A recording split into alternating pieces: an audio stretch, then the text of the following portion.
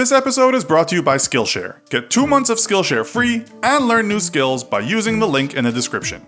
Well, some of us may think that there's nothing more boring than attending an insurance conference on a wet Tuesday night in Boston. And we may well be right, but if we look back to see how the industry began, it isn't as dull as it might first appear. From swashbuckling pirates to a ferocious fire that ravaged the world's greatest city, insurance has had a colorful past. But how do those gray suits who sell insurance really make money? And how do the inner workings of one of the most complicated fiscal models really work? If these questions whet your curiosity, then stay tuned to today's episode of the Infographics Show. Why do insurance companies make money, and how do they work?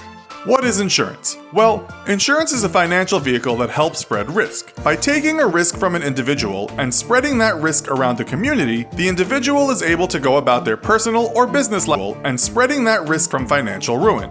In the simplest terms, let's look at two people.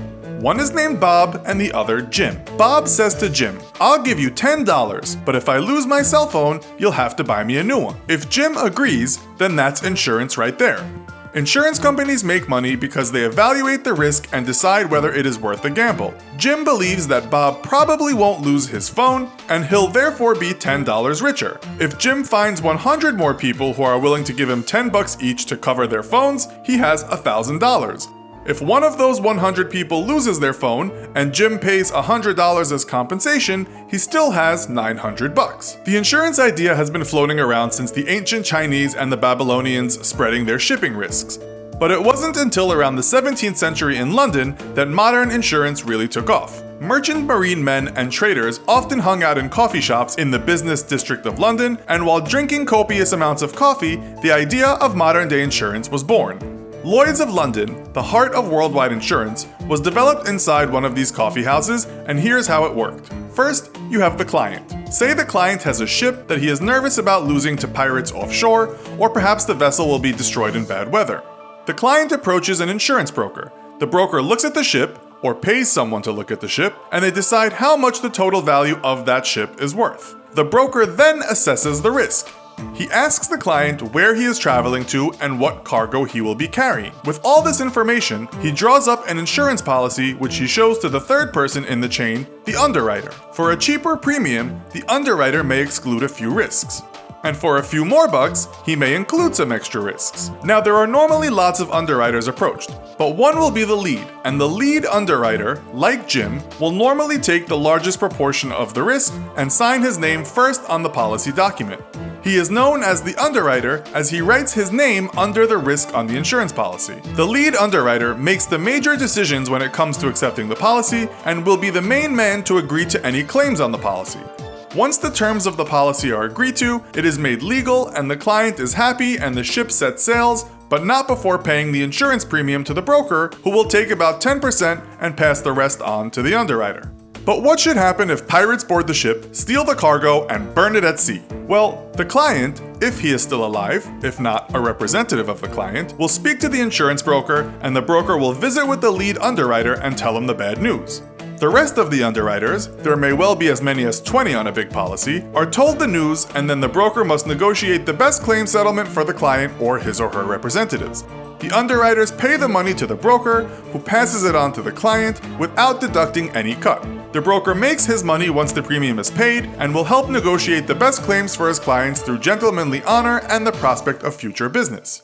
Now, it may not be all bad news for the underwriter. If he is wise and not greedy, he may have reinsured the policy. Reinsurance puts the underwriter in the position of the client. The underwriter sells the policy onto another underwriter or firm of underwriters while retaining a share of the premium. Confused yet? Think back to Jim and his phone insurance. If Jim resold his $10 phone policy for $9 rather than the $10 he received, then he gets to keep $1 each for each of his 100 clients, meaning he has $100 completely risk-free. Similarly, much of the modern-day insurance that flows through Lloyd's of London is reinsured out of the building to smaller insurance companies all across the world. So what starts as a simple agreement between the client and the broker, or Jim and Bob, is spread across a business community who each stand to profit from the premium or take a cut of any losses. This is how insurance works, by the spreading of risk over communities. So that is how maritime insurance was born. It was developed through the need of ship owners to carry on in business should they lose everything whilst at sea. But what about property insurance? Well, around the same time, 1666, the Great Fire of London devastated the city where modern-day insurance was born, and famous architect Sir Christopher Wren, in his Great London Redevelopment Project in 1667, made sure to include an insurance office in his new plan. Now, property insurance is commonplace with most homeowners having a policy in place. Also, medical, life, travel, car, and dental insurance are all commonly held policies. Even pet insurance is a major insurance business nowadays. Over time, the business model has evolved. Modern-day insurance companies are fiercely competitive, which is good for you, the client, as policies are priced at their lowest possible point. Companies now look to write as many policies as possible to create a financial pool. They take the premium from thousands of policies and invest that money in other financial products. So the insurance underwriter may pay out more claims than they make in policy premiums, but they have invested all those premiums in a high-interest investment scheme, so they make their money outside of the original insurance product. Insurance in this example is a way of creating cash flow to be used in more lucrative investments. And if you're wondering what other creative and lucrative ways there are to make more cash, take a Skillshare class called How to Generate Passive Income. Skillshare is an online learning community with over 20,000 classes in management, marketing, UI, UX design, and more. If you use our promo code Infographics9, you will get premium membership for 2 months completely free. Premium membership gives you unlimited access to all of the classes available on Skillshare.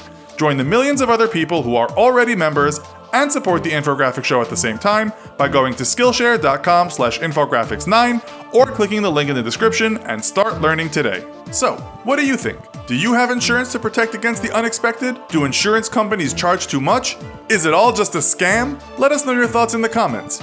Also, be sure to check out our other video called US Teachers versus UK Teachers. Thanks for watching, and as always, don't forget to like, share, and subscribe. See you next time!